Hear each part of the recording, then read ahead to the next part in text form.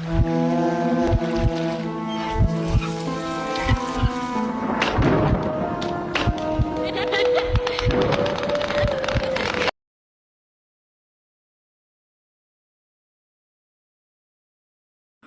guys, do you believe in ghost or supernatural? Do you believe in supernatural things happening around us or paranormal things around us? मेरे साथ भी ऐसा ही हुआ था। कुछ time पहले, बहुत सालों पहले, मैं और मम्मी और मेरा भाई जो था वो हम लोग एक वेडिंग में गए थे, जो मेरे चाचा की वेडिंग थी। तो चाचा की वेडिंग जब थी तो हम लोग उधर रात का, जैसे मोस्टली वेडिंग होती हैं रात में होती हैं, तो वो भी रात में ही थी। तो हम लोगों ने उधर अच्छा खाना पीना किया और फिर उसके बाद देखा, मतलब एंजॉय किया दूल्हा दुल्हन को देख के। और फिर उसके बाद हम लोग जैसे ही, फिर हम लोगों ने सोचा कि बहुत टाइम हो गया था, रात के 1 बज रहे थे, समथिंग अराउंड 1 AM ही था, मुझे याद है वो 1 AM था। और फिर हमने एक कैब बुक किया था, तो उस कैब से हम घर आए थे हम तीनों। तो फिर उसके बाद हम तीनों घर पे आए, तो हम गेट वेट खोली उधर से। और फिर मैंने, मम्मी ने जो है वो, हम लोग बाहर थे तो ऑब्वियसली हमारे घर में एक लॉक लगा हुआ था। तो फिर मम्मी ने कीज़ निकाल रही थी और फिर हमने, तभी मुझे एक आवाज़ आई, तभी हम लोगों को आवाज़ आई कि हम एक फ्लैट में रहते हैं। तो उधर हमको आवाज़ आई थी किसी के पैदल चलने की, चप्पल से कोई दौड़ रहा है, मतलब सीढ़ियों में। तो हमने चेक करने की कोशिश करी कि कौन है कौन है।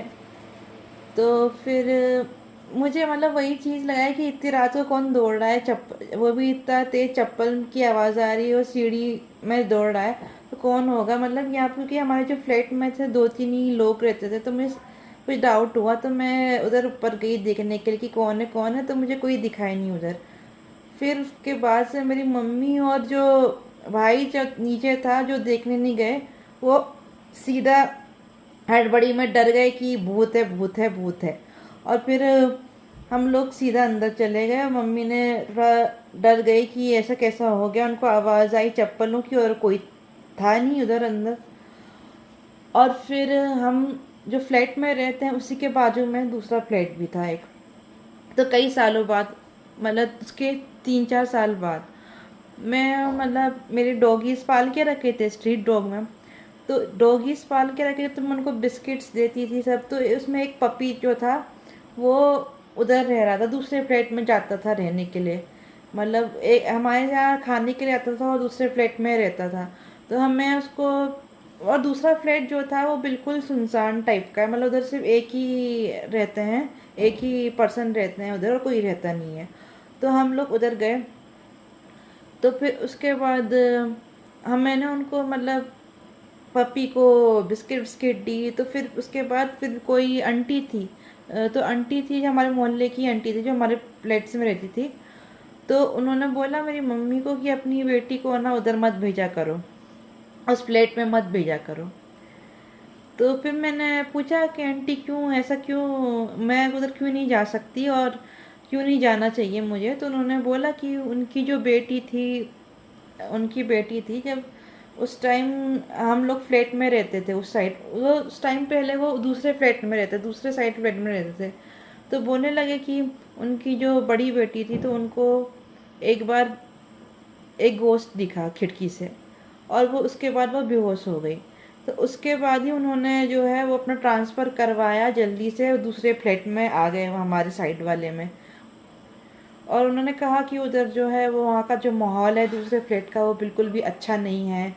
और उधर मतलब कि रात को नहीं जाना चाहिए उस साइड, और उधर कचरा वचरा भी है, और कुछ जंगल, हमारे जो फ्लैट है उसके पीछे जंगल है, तो उधर ज़्यादा नेगेटिव ऊर्जा है। तो उसके फिर मुझे लगा, मैंने वो सब चीज़ें इमेजिन की।